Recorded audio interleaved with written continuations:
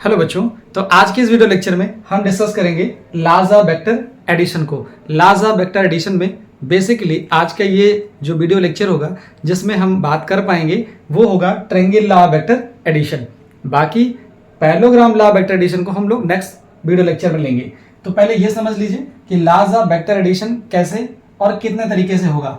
तो laws of vector addition में पहला जो लॉ आता है triangle law of vector addition आता है, दूसरा आपके पास है parallelogram law of vector addition और थर्ड होता है polygon law of vector addition.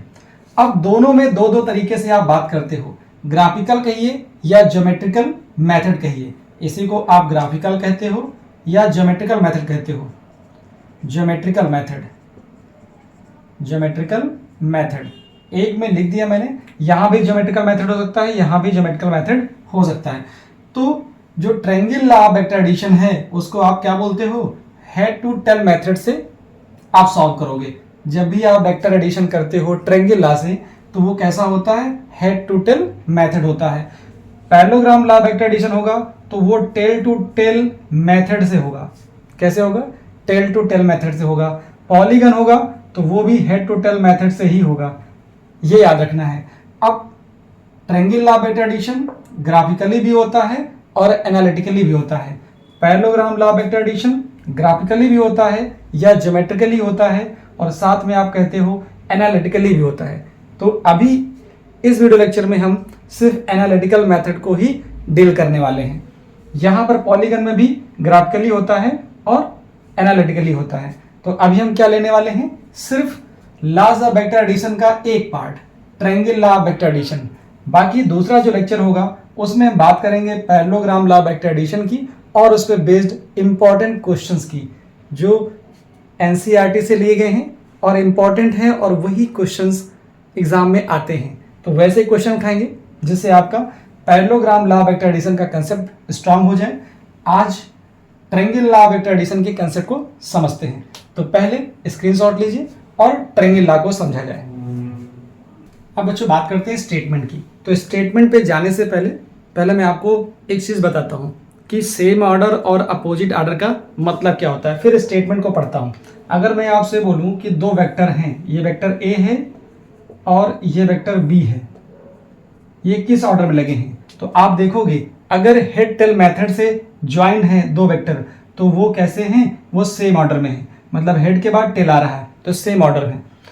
अगर मैं ऐसे बना दूँ, ये मैंने बनाया वेक्टर, फिर मैंने ये वेक्टर बनाया और उसके बाद फिर मैं ये वेक्टर बना दूँ, तो देखो ये वेक्टर और ये वेक्टर, क्योंकि इसका हेड था और इस वेक्टर का ये टेल है, इस वेक्टर का ये टेल है, ये वेक्टर का ये टेल है और इस वेक्टर का ये टेल है। तो आप क्या देख रहे हो, ये तीनों सेम ऑर्डर में है। जब सेम ऑर्डर में सारे वेक्टर करेक्ट होते हैं तो उनका रिजल्टेंट 0 होता है।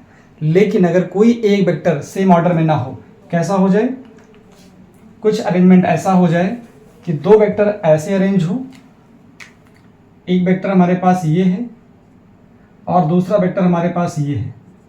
ये दो वेक्टर ऐसे हैं, वेक्टर ए और ये वेक्टर बी, दोनों ऐसे लगा दिए गए। अब यहाँ पर क्या करना है, ये देखो ये वेक्टर और ये वेक्टर दोनों सेम ऑर्डर में हैं, लेकिन जो रिजल्टेंट है वो ऐसे है। जो रिजल्टेंट है उसको ऐसे ज्वाइन किया गया, मतलब ये रिजल्टेंट है, ठीक है, ये आपके पास रिजल्टेंट है। और रिजल्टेंट कैसा है, अपोजिट ऑर्डर में है। ये वेक्टर सेम ऑर्डर में है और जो रिजल्टेंट है वो ऐसे है, इसका मतलब ये अपोजिट ऑर्डर में हो गया। तो यहाँ पर स्टेटमेंट में आपको ये चीज़ मिलेगी कि सेम ऑर्डर और अपोजिट ऑर्डर। अगर दो वेक्टर किसी ट्रायंगल की दो साइड से रिप्रेजेंट किए जाएं मैग्नीट्यूड और डायरेक्शन में, तो जो रिजल्टेंट होगा ये आर, रिजल्टेंट जो होगा वो क्या होगा, वो मैग्नीट्यूड और डायरेक्शन में इस ट्रायंगल की थर्ड साइड को रिप्रेजेंट करेगा, लेकिन अपोजिट ऑर्डर में करेगा। अब स्टेटमेंट को पढ़ते हैं। यहाँ मेरे पास O है, यहाँ पर हमारे पास P है और ये हमारे पास Q है और यहाँ से मैं इसे परपेंडिकुलर ड्रा कर देता हूँ, इसको फॉरवर्ड डायरेक्शन में करता हूँ, ठीक है। इस वेक्टर को मैं फॉरवर्ड बढ़ाता हूँ तो क्या आ जाएगा, देखो ये कुछ ऐसे आएगा। यहाँ पर मैं मान लेता हूँ कि दो वेक्टर के बीच का जो एंगल है वो कितना है, थीटा है, ठीक है। और एक चीज़ मैं मान लेता हूँ कि रिजल्टेंट वेक्टर ए के साथ एंगल अल्फा बनाता है। मैंने दो चीज़ें ही यहाँ पे कंसिडर करी हुई हैं। अब स्टेटमेंट को पढ़ते हैं और स्टेटमेंट से फिर कैलकुलेशन करते हैं, क्योंकि यहाँ जो रिजल्टेंट आर आएगा वो R vector is equal to ये आ जाएगा बच्चों क्या, और नीचे लिखता हूँ देखो, यहाँ जो रिजल्टेंट होगा आर वेक्टर वो आ जाएगा ए वेक्टर प्लस बी वेक्टर, ये तो है रिजल्टेंट, लेकिन मुझे इसका मैग्नीट्यूड निकालना है, वो हम बात करेंगे। अब स्टेटमेंट पे आइए, if two vectors are represented both magnitude and direction, magnitude and direction, दो वेक्टर हैं जो मैग्नीट्यूड और डायरेक्शन में दो side, two side of a triangle taken in same order, दो वेक्टर हैं ए और बी, और इन दोनों को मैग्नीट्यूड और डायरेक्शन में ट्रायंगल की, इस ट्रायंगल की दो साइड से रिप्रेजेंट किया जा रहा है। देन कैसे, सेम ऑर्डर में, क्योंकि ये हेड है और बी वेक्टर का ये टेल यहीं पे आएगा, तो सेम ऑर्डर हो गया। Then there resultant is represented both magnitude and direction by third side of triangle taken in opposite order.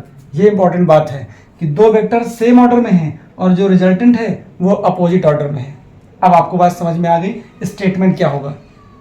अब स्टेटमेंट में हमें करना क्या होता है, हमें निकालना होता है रिजल्टेंट। तो यहाँ क्या हो जाएगा, पहले लेट कर लीजिए, लेट, इस फिगर में आपने क्या किया है, let vector a is equal to a है एंड वेक्टर बी का जो मैग्नीट्यूड है वो बी है, और क्या आपने लेट किया है कि थीटा एंगल क्या है, angle between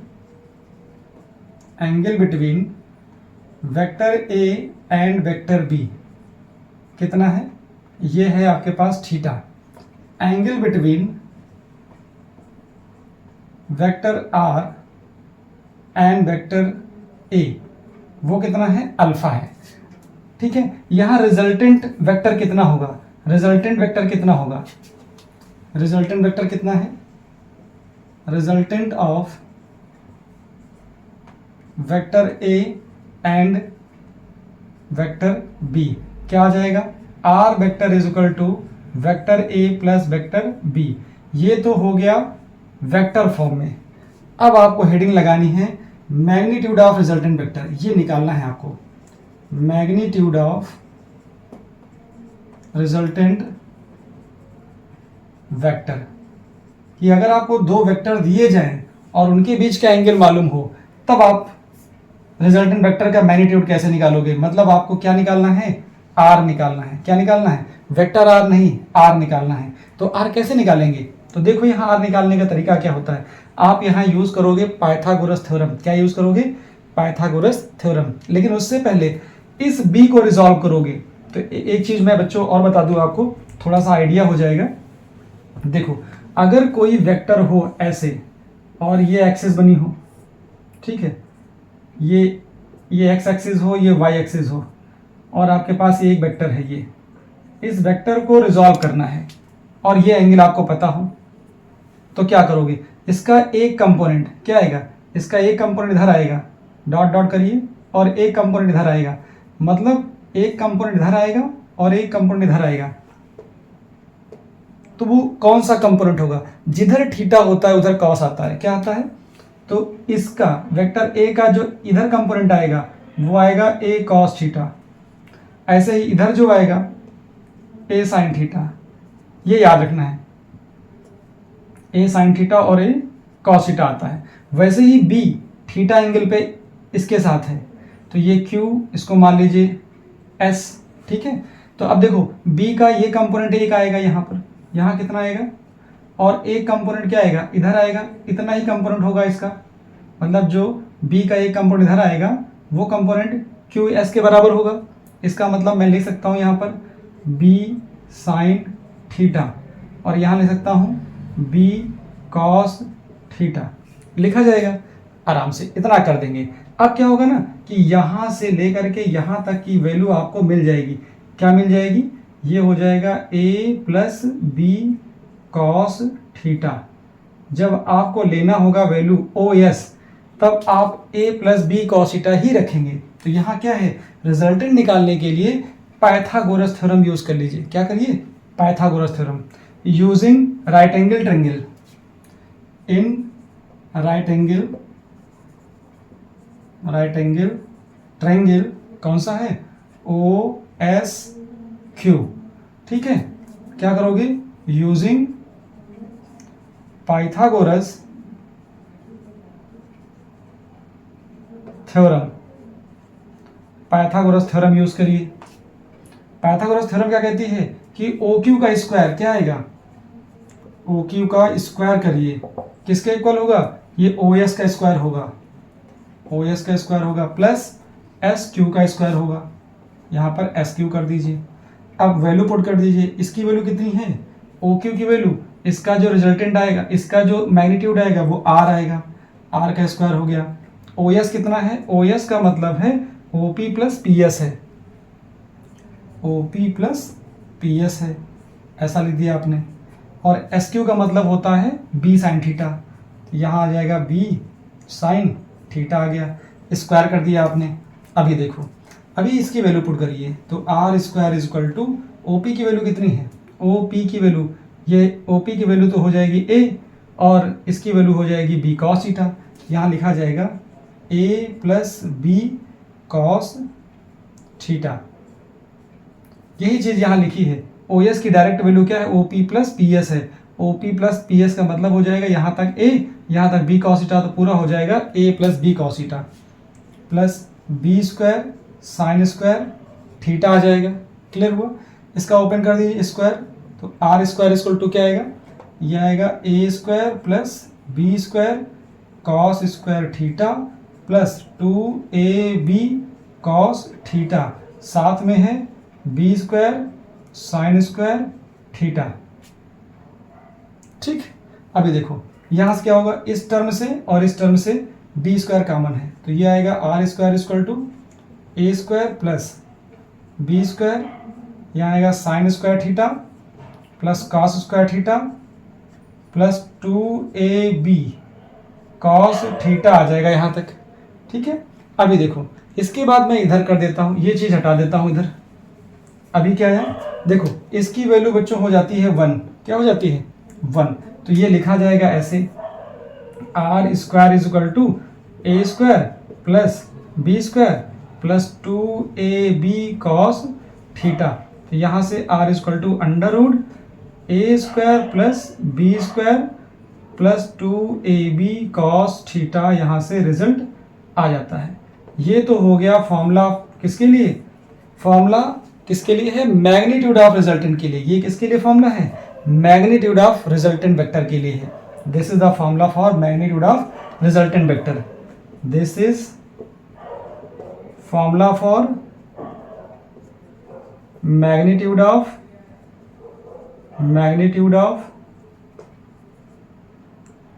resultant vector, resultant vector, resultant R vector. ये हो गया आर वेक्टर, जो रिजल्टेंट आर वेक्टर आया था उसका मैग्नीट्यूड क्या होगा वो निकालने का ये तरीका है। तो पहले तो मैंने बता दिया आपको कि मैग्नीट्यूड ऑफ रिजल्टेंट वेक्टर क्या आ रहा है। अब मुझे ये पता करना है कि जो रिजल्टेंट वेक्टर है वो वेक्टर ए के साथ कितना एंगल बनाता है। तो पहले इतना स्क्रीनशॉट लीजिए, फिर मैं बात करूं। ठीक है, इसको मैं रब कर देता हूं। देखो ये जो स्टेटमेंट है इसको हटा देता हूं, यहाँ स्टेटमेंट हटेगा और कंसीडरेशन हटेगा, तो देखो क्या मिलेगा, डायरेक्शन, यहाँ से क्या मिल जाएगा, इतना मैंने कर दिया। ऊपर मैं लिखता हूं, देखो डायरेक्शन के लिए क्या लिखता हूं, डायरेक्शन ऑफ आर वेक्टर। तो क्या आ जाएगा डायरेक्शन के लिए, फिर मुझे यही ट्रायंगल लेना है, कौन सा, in triangle, in right angle triangle, right angle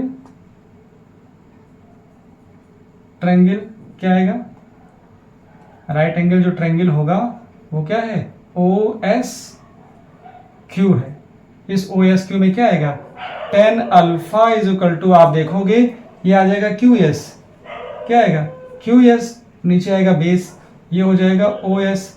तो टेन अल्फा की जो वैल्यू आएगी यहाँ से, ये आएगी बी साइन थीटा अपॉन, ये हो जाएगा ए यहाँ से यहाँ तक, तो ये हो जाएगा a plus B cos theta, इतना आ जाता है ए प्लस बी कॉस थीटा। तो बच्चों ये हो जाता है ये रिजल्ट। यहीं पर एक चीज़ मैं आपको और बता दूं, देखो क्या ज़रूरत तो नहीं है, क्योंकि मुझे क्या चाहिए था, सिर्फ ये फॉर्मूला चाहिए था और मुझे ये फॉर्मूला चाहिए था। मुझे मैग्नीट्यूड ऑफ रिजल्टेंट वेक्टर निकालना है और डायरेक्शन ऑफ रिजल्टेंट वेक्टर निकालना है। अब इसके अंदर चलते हैं केसेस के बारे में। पहले स्क्रीनशॉट हो जाए, फिर केसेस की बात की जाए, क्योंकि मुझे सिर्फ इस फॉर्मूले की ज़रूरत है बस। इधर का पोर्शन मैं रख कर देता हूँ। देखो क्या आएगा, केस फर्स्ट हो जाए। तो केस फर्स्ट क्या होता है, यहां लिखता हूं मैं केस फर्स्ट ये कहता है कि अगर दोनों वेक्टर कैसे हो, दोनों वेक्टर के बीच का एंगल 0 डिग्री हो। Case first, if theta equal to 0 हो जाए, थीटा इक्वल टू 0 हो जाए, मतलब दोनों वेक्टर कैसे हो, किसी एंगल पे ना लगे हों। कैसे हो जाए, अब दोनों वेक्टर दैट इज ऐसे, एक वेक्टर ये लगा है ए वेक्टर, तो दूसरा जो वेक्टर है वो इसी के आगे लग जाए, ठीक है। अब जो ऐसे लग जाएंगे तो रिजल्टेंट क्या आएगा वो पता करना है। आपको पता करना है आर कितना होगा और अल्फा कितना होगा जब ये सिचुएशन होगी। इसका मतलब क्या हुआ, इसका मतलब थीटा तो 0 है, थीटा 0 है, तो अब थीटा 0 यहाँ रखेंगे, आर की वैल्यू देखेंगे और अल्फा देखेंगे। तो देखो करके क्या आता है, अभी कितना आ गया, अभी ये आर की वैल्यू देखेंगे तो अंडर रूट ए square plus B square plus 2ab cos 0 आ जाएगा। कॉस 0 की वैल्यू होती है 1, क्या होती है, कॉस 0 की वैल्यू होती है 1, यहाँ 1 आएगा इसकी जगह पे, तो 2ab आएगा, तो आर की वैल्यू आ जाएगी a square plus B square plus 2ab। Actually बच्चों ये होता है फॉर्मूला किस चीज़ का, a प्लस बी का होल स्क्वायर होता है, तो बाहर निकल के आएगा तो r इक्वल टू आ जाएगा a प्लस बी। आप जानते भी हो कि जब दो वेक्टर या दो फोर्सेस एक डायरेक्शन में लगे होते हैं तो उनको सिर्फ हम ऐड कर लेते हैं, तो मैंने भी तो ऐड कर लिया। मतलब अगर दो वेक्टर एक ही डायरेक्शन में लगे होंगे तो उनका रिजल्टेंट क्या होगा, मैक्सिमम होगा। मतलब r की जो वैल्यू होगी वो मैक्सिमम कितनी हो सकती है, a प्लस बी हो सकती है। मिनिमम की बात करते हैं, केस सेकंड की बात करा जाए, लेकिन इससे पहले यहाँ पे थीटा भी देख लिया जाए। थीटा क्या होगा, अगर 0 यहाँ पुट कर दो क्या आएगा, and tan alpha equal to, theta की वैल्यू 0 है तो b साइन 0, नीचे क्या आएगा a प्लस बी कॉस 0, तो ये आ जाएगा, ऊपर 0 है नीचे क्या आएगा a प्लस बी आएगा, ऊपर 0 तो सब 0, तो tan 0 हो गया। इसका मतलब अल्फा की वैल्यू 0 आ जाती है। तो पहला केस तो ये है कि अगर दो वेक्टर एक डायरेक्शन में है तो रिजल्टेंट ए के साथ कितना आंसर एंगल बनाएगा, जो रिजल्टेंट होगा वो तो ए के पैरेलल ही होगा, तो पैरेलल का मतलब अल्फा 0 आ जाएगा। ये तो पहला केस हो गया बच्चों, स्क्रीनशॉट लीजिए। फिर दूसरा केस बात करें, case number second. Case number second में क्या कह रहा है कि थीटा की वैल्यू मैं कर लेता हूं 180, क्या कर लेता हूं 180 कर लेता हूं, थीटा की वैल्यू करता हूं मैं 180 डिग्री होने पे क्या हो जाएगा जरा देखो, दैट इज 180 डिग्री होने का मतलब है कि अब की बार जो b होगा वो इधर लग जाएगा, कहाँ लग जाएगा, इस डायरेक्शन में लग जाएगा। अब इनके बीच जो एंगल होगा वो कितना आया, 180 डिग्री आ गया। ये हमारे पास केस सेकंड है। दोनों वेक्टर एक दूसरे के एंटी पैरेलल हो गए। कैसे हो गए, एक आगे है तो एक पीछे लगा है। अब आपको आर और अल्फा निकालना है, तो फॉर्मूला तो पहला यही है, लगा दीजिए। आर की वैल्यू क्या आ जाएगी, आर की वैल्यू के लिए a square plus B square plus 2ab cos 180। तो बच्चों आपको पता होना चाहिए कॉस 180 की वैल्यू होती है -1, यहाँ रखोगे तो -2ab हो जाएगा, तो ये हो जाएगा a square plus B square -2ab आ गया। ये फॉर्मूला होता है किसका, a माइनस बी का होल स्क्वायर होता है। इसका मतलब जो r आएगा a माइनस बी के इक्वल आ जाएगा। अब देख रहे हो यहाँ पर जब दो फोर्सेस या दो वेक्टर एक दूसरे के एंटी पैरेलल होते हैं, मतलब एक इधर लगा हो और दूसरा इधर लगा हो, एक इस साइड में लगा है एक इस साइड में लगा है, तो रिजल्टेंट क्या आएगा, रिजल्टेंट ज़्यादा से कम वाला माइनस कर देंगे। इसका मतलब यहाँ पर मिनिमम वैल्यू जो रिजल्टेंट की होगी वो यही होगी। जब दो वेक्टर एक दूसरे के अपोजिट काम करेंगे ये मिनिमम होगी वैल्यू, क्या होगी, मिनिमम वैल्यू होगी। इसका मतलब एक चीज़ पता चल गई है कि जो आर रिजल्टेंट होगा दो वेक्टर्स का वो कितना हो सकता है, कंडीशन पता चल गई, नोट पता चल गया क्या, आर की जो मिनिमम वैल्यू है वो क्या होगी, ए माइनस बी हो सकती है और मैक्सिमम वैल्यू ए प्लस बी हो सकती है। मतलब आर की वैल्यू जो होगी वो ए माइनस बी या ए प्लस बी के बीच में ही लाई करेगी। इसको आप याद रखेंगे, आर की जो वैल्यू होगी वो तो या तो दो वेक्टर के सम से कम होगी या फिर दो वेक्टर के माइनस से ज्यादा होगी, और क्या होगा ये याद रखना है। चलिए थीटा की वैल्यू, अगर अल्फा की वैल्यू निकाल ली जाए, एक तो निकाल दिया आपने, अल्फा निकाल लिया, अल्फा क्या आएगा, टेन अल्फा क्या आएगा, टेन अल्फा इस फॉर्मूले से देखेंगे, थीटा 180 है तो बी साइन 180 और नीचे क्या आएगा, ए प्लस बी कॉस 180। तो मैंने तो बोला कि कॉस 180 माइनस 1 होता है, लेकिन साइन 180 जीरो होता है, तो ऊपर क्या आएगा, b इंटू जीरो आ गया, नीचे क्या आएगा, a माइनस बी, क्योंकि 180 माइनस 1 होता है तो माइनस बी हो जाएगा, ऊपर जीरो है तो नीचे कुछ भी हो, क्या आना है, जीरो। फिर वही बात आ गई, टेन अल्फा कितना आ जाएगा, अल्फा की वैल्यू जीरो आ जाएगी। मतलब ये कि दो वेक्टर एक दूसरे के पैरेलल हो या एंटी पैरेलल हो, रिजल्टेंट वेक्टर ए के साथ हमेशा 0 डिग्री ही एंगल बनाएगा। ये दो बातें हो गई। एक तीसरा वेक्टर बात करनी है। तीसरा वेक्टर क्या होता है, तीसरी कंडीशन समझ लीजिए आप, पहले स्क्रीनशॉट लीजिए। चलिए अब तीसरी कंडीशन ये है कि दोनों वेक्टर कैसे हो जाएं, एक दूसरे के परपेंडिकुलर हो जाएं। कंडीशन कुछ ऐसी है, कैसे, case third if theta is equal to हो जाए 90 डिग्री, दैट इज कैसे हो जाए, वेक्टर ए ये है और वेक्टर बी हमारे पास ये हो जाए, मतलब ये जो एंगल बनेगा ये कितना आएगा, 90 डिग्री आएगा, और ये रिजल्टेंट है, ये रिजल्टेंट हमारे पास आर है। पता करना है कि ये एंगल अल्फा कितना होगा और पता करना है कि इसकी वैल्यू क्या होगी। मतलब मुझे आर निकालना है, ये नहीं पता करना है, आर निकालना है, मतलब इस वेक्टर का मैग्नीट्यूड पता करना है और अल्फा पता करना है। कब, जब ये कंडीशन होगी। इस कंडीशन को पहले इस पे होल्ड कराइए, क्या आएगा, आर इज इक्वल टू आएगा अंडर रूट ए square plus B square plus 2ab cos 90, क्या आएगा, कॉस 90 कितना होता है बच्चों, जीरो होता है, तो ये स्टेप पूरा जीरो हो गया। तो आर की वैल्यू अंडर रूट ए स्क्वायर प्लस बी स्क्वायर। जब आपसे कहा जाए कि दो वेक्टर एक दूसरे के परपेंडिकुलर है, इसका मतलब है सिर्फ r equal to under root A square plus B square ही लगाना है। अच्छा, दूसरी बात क्या है, टेन अल्फा क्या आएगा, यहाँ से देखिए टेन अल्फा आएगा बी साइन 90 और यहाँ पे आएगा a plus B cos 90। Cos 90 zero होता है तो ये स्टेप जीरो हो जाएगा, और साइन 90 1 होता है तो ये बचेगा b इंटू 1, नीचे आएगा a plus B into zero, ये आ जाएगा b अपॉन a। मतलब अल्फा की जो वैल्यू आएगी वो tan inverse b by a आने वाली है। कब, जब दोनों वेक्टर एक दूसरे के परपेंडिकुलर होंगे। बस एक छोटा सा क्वेश्चन कर दिया जाए, ये आपका हो जाएगा triangle law vector addition analytical method. कौन सा मेथड है ये, एनालिटिकल मेथड पढ़ रहे हो आप, ये है एनालिटिकल मेथड।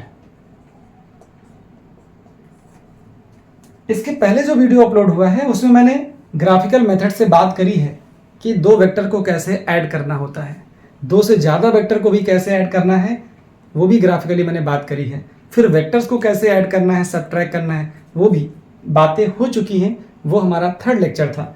आज तो हम बात करें फोर्थ लेक्चर की, जिसमें सिर्फ बात हो रही है ट्रायंगल लॉ वेक्टर एडिशन की। जो आने वाला लेक्चर होगा उसमें बात होगी हमारी पैरेललोग्राम लॉ वेक्टर एडिशन की। अभी फिलहाल पहले इसका स्क्रीनशॉट लीजिए, फिर क्वेश्चन लिखा जाए। ले लिया, चलिए लिखिए, find the resultant of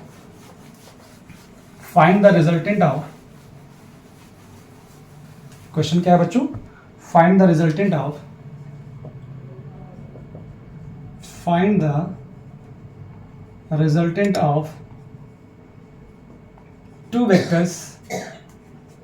two vectors of equal magnitude,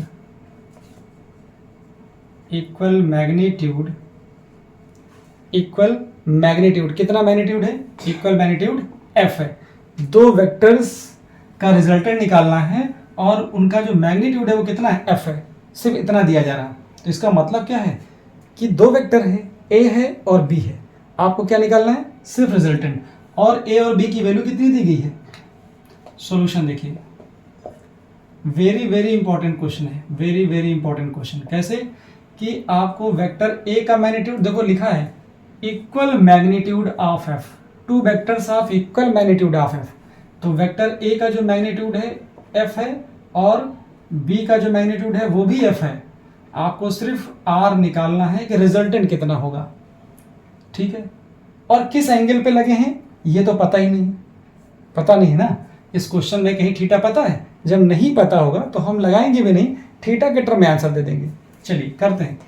are is equal to under root A square plus B square plus 2ab cos theta आ गया। चलिए आर की वैल्यू देखो, ए की वैल्यू एफ है, एफ बी की value f है, 2f into f into cos theta आ गया। क्या आ जाएगा यहाँ से, ये आ जाएगा 2f square plus 2f square cos theta आ गया। अभी देखो 2f स्क्वायर कॉमन है, 2f स्क्वायर कॉमन है, 1 प्लस कॉस थीटा आ गया। अब यहाँ पर मैं 1 को हटाने के लिए कॉस थीटा का एक फॉर्मूला यूज़ कर सकता हूँ क्या, क्योंकि कॉस थीटा का जो फॉर्मूला होता है उसके पास तो एक तो फॉर्मूला यही होता है 2 cos square theta by 2 minus 1, एक ये होता है। दूसरा होता है 1 minus 2 sign square theta by 2, एक और भी होता है cos square theta by 2 minus sign square theta by 2। मतलब कॉस थीटा के 3 फॉर्मूले होते हैं, मुझे वो रखना है जिससे 1 कैंसिल हो जाए। क्या आएगा यहाँ से, 2f square 1 plus 2 cos square theta by 2 minus 1, तो ये 1 1 कैंसिल हो जाएगा, तो यहाँ से 2 2 4 हो जाएगा। तो ये आगे जाके बच्चों 4f square cos square theta by 2। यहाँ से जो रिजल्ट आने वाला है ये है, r की जो वैल्यू आई है 2f कॉस थीटा बाई 2, ये रिजल्टेंट है। क्या है, रिजल्टेंट है किसका, टू वेक्टर्स का, two vectors of equal magnitude f, दो वेक्टर जिनका मैग्नीट्यूड क्या है, f है, उसका रिजल्टेंट ये आ गया।